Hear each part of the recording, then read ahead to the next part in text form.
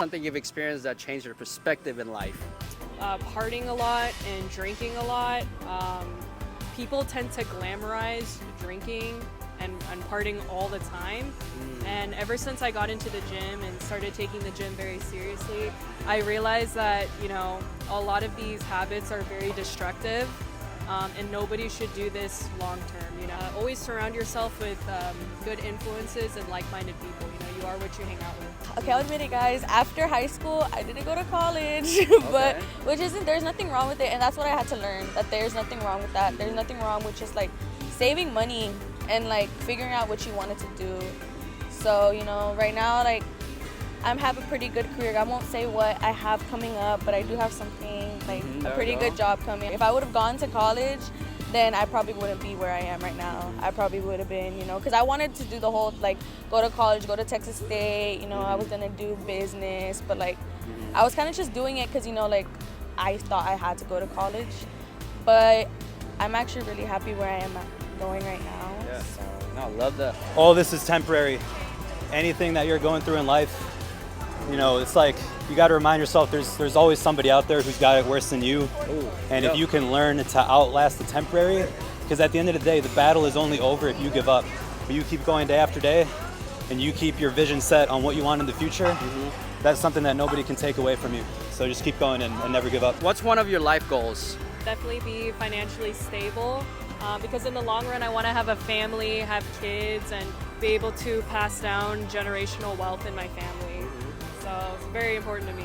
What do you do for a living? I'm a 5th grade teacher. How long you been a teacher? This is barely my 2nd year. I teach math and science. Being a teacher, what's like the misconception about it? That we don't deserve the good pay or whatever, but I feel like we do. We do a lot for the kids. And I feel like everybody's like, oh, teaching is so ass. It's not a good thing to do. But I feel like it's such a rewarding job. Like, you get to work with kids. If you like kids, it's super rewarding. What do you think is the most challenging part? The different kids you have, different backgrounds, different homes. You kind of have to adapt to each kid and get to know each one and see what they need from you. Because every kid is different. It's not just one kid you're focusing on. I have a total of like almost 50 kids. Adapt to each one of them. They all need something different from me. They're all missing something from home, and they probably need that from you. Greatest accomplishment in life? So I'm the first in my family to graduate and get a bachelor's degree. What do you do for work? I'm a personal trainer. Personal trainer. How long you been doing that? About 2 years. How much can one make doing what you're doing? I feel like if you were to max out the in-person side of things, if you're like a top tier trainer in the Houston area, you're looking at maybe like 200 to 300K per year, roughly. Okay.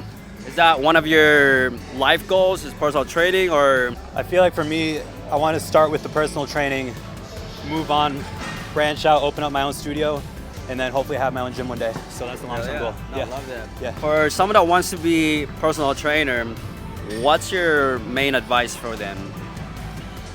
Reach out to friends and family. Anybody that you know, right? Go through your Instagram follower list and reach out to people. Give them free sessions, because when you give them free sessions, they can write testimonials for you, and those testimonials are going to then bring in more clients. And once you get 1 client, 2 clients, it's just referrals from there, and you kind of just build up the momentum. If the world ended tomorrow, who would you work out with today? You. Okay, at the gym, has any dudes approached you to get your number or Instagram? One day somebody came up to me, telling me they know me. They think they know me.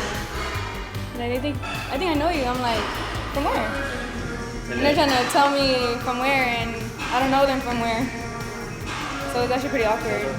And then that's when he started asking me those questions. I'm like, okay. You don't have to do all that. What is the most attractive muscle group on a guy? Bicep and tricep. Okay. One of your greatest accomplishment in life? Hopefully I'm going to have more accomplishments, but honestly, I would probably say my whole fitness journey, because I used to be a lazy bitch, honestly. Like, I don't mean to cuss, I'm sorry, but I used to be really lazy. Like, if you would have asked me like 2-3 years ago, like, I would have told you like a run, the gym. Hell no. Hell no. Like, no, I used to be at home eating. Like, I would not put that bag of chips down. Yeah. So I think just the fact that I found the motivation to want to even go to the gym, and I kind of just did it on my own. Like, it was just kind of like, I just started going. You took action. I started at Fitness Connection, you know, just like a Planet Fitness, just like everyone else. What's your type? In general, I would say if you're talking about personality, I like a guy with a good sense of humor and a guy who's also a sweetheart and likes to, take care of me. I need a provider in my life. I need a man who will stand up for his woman and take care of her as much as he possibly can. Men are providers, y'all. So 100%. And protector. Obviously we gotta protect. yeah, right? Yeah. Men are the natural hunters, y'all. Do y'all's jobs. We hunt. Yeah. Hey, people out here hunting right now. Some guys hunting right now. Again, even though I'm saying, men should do this, this, and this, women, you also need to do your part and take care of your man as well, Treat your man right, be loyal to your man, respect goes both ways. Does the salary matter in a guy? Let's see he makes, let's do 40K a year, but he's everything. Like he's loyal, etc. But he just makes 40K a year and he's happy. Honestly, I would say if he's willing to settle with that salary, I think it's a red flag. Like, you shouldn't ever settle for a certain amount of money. You should always be trying to achieve more. Even if you're making six figures, there should be no limit to what your salary is. And that's the same thing for myself. I never, put a number to it. Okay. If I can make as much money as I can, why not? If I'm able to achieve that, you know what I mean? So I honestly wouldn't really be liking the fact if I'm with someone, despite them, being an ideal partner, for them to settle on a number, whether it be 40K a year or more than that, you know what I mean? It's always good to make sure you can tame your mind before you let it tame you. 100%. Because the more money you have, the more experience you can get or buy, you feel me? And I mean, don't ever, set yourself short. That's one thing.